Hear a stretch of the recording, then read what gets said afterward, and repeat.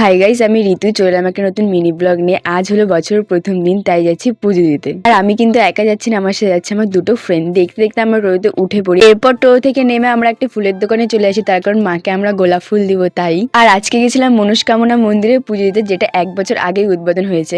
মন্দিরে ঢুকেই দেখি আরতি হচ্ছিল, তাই তোমরাও শুনো আমার সাথে আরতি।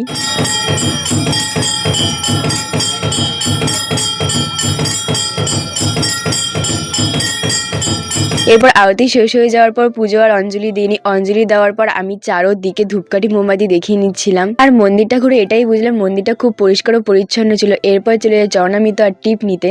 টিপটা দেওয়ার পর এদিকে আমি আর আমার বান্ধবী দেখছিলাম টিপটা সোজা হয়েছে না ব্যাক হয়েছে, কিন্তু আমারটা ট্যাড়াই হয়েছিল। এরপর দিদি ছিল ওখানে প্রসাদ, তাই আমরা প্রসাদও নিয়ে নিই। আর প্রসাদটা খেতে খুবই টেস্টি ছিল, কি আর বলবো।